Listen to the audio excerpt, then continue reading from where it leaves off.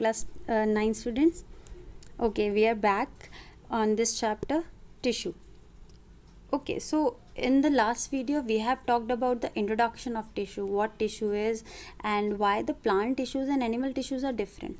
Now in this video we are going to talk about the plant tissue, what plant tissue is and the classification of plant tissue. Okay, so the plant tissues are of two types, meristematic tissues and permanent tissue. You can see it here, meristematic tissue and permanent tissue. Meristematic tissues are those tissues that in that the cells are dividing continuously, they are dividing. मतलब जो नई cells बनती हैं plant के अंदर वो कौन सी tissues बना रहे हैं, मेरिस्मेटिक टिश्यूज़. ठीक है, अब कुछ सेल्स होंगी जो कि डिवाइड नहीं कर रही हैं, जो डिवाइड करना जिन्होंने छोड़ दिया, पहले कभी डिवाइड करती होंगी अब नहीं करती, तो उनको हम क्या कहेंगे, परमानेंट, क्योंकि अब उन्होंने अपना काम रोक दिया, परमानेंट हो गई हैं, वो उसी फंक्शन में रहेंगी अब, तो उन्हें परमानेंट कहते हैं. Okay, so two types understood about it. Okay, now in this video we are going to talk about the meristematic tissue. हम अभी सिर्फ किसके बारे में बात करेंगे, मेरिस्मेटिक टिश्यू के बारे में. Okay, so meristematic tissues are also called as meristem, meristem भी कहते हैं इन्हें शॉर्ट में. Okay, as we have got through it that tissues have power to divide continuously to form new cells. नई cell बनाने के लिए ये टिश्यूज़ हमेशा डिवाइड करते रहते हैं, because in the last video we have talked about it that plants grow unlimited, उनकी ग्रोथ अनलिमिटेड होती है, तो अनलिमिटेड होने के लिए इनको नई सेल बनानी पड़ेगी. तो वो कॉन्टीन्यूसली कौन बना रहा है नई cell, very good, meristematic tissues. Okay, now how you will recognise that which cell you are watching out that is a meristematic tissue, कैसे पता चलेगा मेरिस्मेटिक टिश्यू है या नहीं है. तो उसके कुछ करेक्टरिस्टिक्स हैं. क्या करेक्टरिस्टिक्स हैं, the meristematic tissue cells are living, meristematic tissue की जो सेल्स होंगी वो लिविंग होंगी.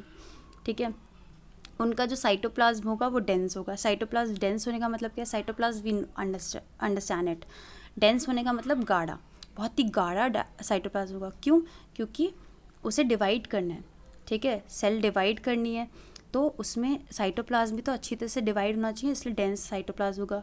प्रोमिनेंट न्यूक्लियस होगा, न्यूक्लियस तो सबसे ज़्यादा इंपॉर्टेंट डिवाइड होने के लिए, क्योंकि सारी इन्फॉर्मेशन तो न्यूक्लियस के अंदर है.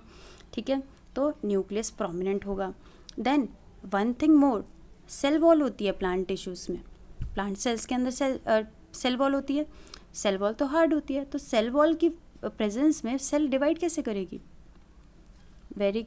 इस चीज़ में आपको ये चीज़ समझनी पड़ेगी कि जो सेल वॉल है वो बहुत ही पतली होती है. मेरिस्मेटिक टिश्यूज़ में होती तो है बट बहुत पतली होती है. पतली होने से इजीली सेल्स डिवाइड कर सकती हैं. Understood it. Okay, next thing is they lack vacuole. Vacuole तो हर प्लांट टिश्यू में प्रेजेंट होता है और भी बहुत बड़ा होता है, बट मेरिस्मेटिक टिश्यूज़ में प्रेजेंट नहीं होता. क्यों नहीं होता, क्योंकि वैक्यूल होने की वजह से एक सेल जल्दी जल्दी डिवाइड नहीं कर सकती, क्योंकि वैक्यूल को डिवाइड करने में टाइम लगेगा. तो इसीलिए क्या होता है, मेरिस्मेटिक टिश्यूज़ में कभी भी आप क्या नहीं मिलेंगे, वैक्यूल, क्योंकि वो जल्दी से सेल डिवीज़न नहीं होने देता, और जबकि मेरिस्मेटिक टिश्यू को तो बहुत जल्दी जल्दी डिवाइड करना है. Okay, so that's why the meristem is lacking in the vacuole. Clear about it. So these are the characteristic of the meristematic tissue. Okay, next thing, there are 3 types of meristematic tissue. Meristematic tissues कितने type के होते हैं, 3 types. अब ये types हमने किस basis पे divide करे, on the basis of their location. क्या लोकेशन है, किस जगह पे वो प्रेजेंट है प्लांट के, उस बेसिस पे हमने इन्हें 3 टाइप में डिवाइड किया. One is apical meristem, second is intercalary meristem and third is lateral meristem. अब समझ आएगा कौन सी पोजीशन है, कहाँ कहाँ पे प्रेजेंट होते हैं और उनके फंक्शंस क्या क्या होते हैं. पहली चीज़ तो हमने पढ़ी चुकी हैं कि ये नई सेल्स बनाते हैं, इसका मतलब ग्रोथ करेंगे. सबका काम क्या है, ग्रोथ करने का. अब कहाँ पे ग्रोथ करेंगे ये देखेंगे. So the apical meristem, first thing in this diagram you can see it here that on the tip, बिल्कुल ऊपर की साइड टिप पे क्या प्रेजेंट है, यहाँ पे ग्रीन पार्ट ये जो प्रेजेंट है, it is called as apical meristem. Here just remember one thing, कभी कोई पेड़ देखा होगा आपने, उस पेड़ की बिल्कुल टिप पे आपको लाइट कलर दिखाई देता है, मतलब पूरा पेड़ आपका शायद पूरा डार्क ग्रीन होगा, बट ऊपर टिप क्या होती है, लाइट ग्रीन कलर की। क्यों? क्योंकि वहाँ पे क्या प्रेजेंट है, नई सेल्स, जो न्यू सेल्स फॉर्म हो रही हैं, मेरिस्मेटिक टिश्यूज़ प्रेजेंट हैं वहाँ पे।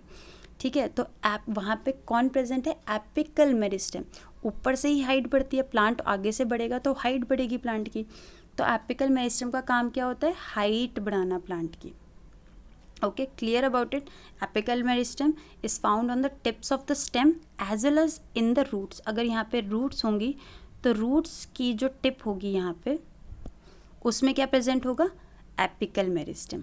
ठीक है, टिप पे, बिल्कुल पूरे रूट पे नहीं, सिर्फ टिप्स पे। ओके, और इससे रूट्स की भी आपकी क्या बढ़ेगी, लेंथ बढ़ेगी, और प्लांट की हाइट स्टेम की टिप पे जो एपिकल मेरिस्टेम होगा उससे बढ़ेगी। Clear about it? Okay, very good. Now intercalary meristem. Intercalary meristem अब समझते, पहले इंटरकैलरी। प्लांट्स में नोड्स होती हैं। नोड्स क्या होती है, आपने देखा होगा कहीं कहीं कुछ कुछ पर्टिकुलर पार्ट से प्लांट के क्या होता है, लीव्स निकलती हैं या स्टेम निकलती हैं, उस पर्टिकुलर जॉइंट को हम क्या कहते हैं, नोड्स। ठीक है, और उन नोड्स के बीच की जगह को हम क्या कहते हैं, इंटरनोड।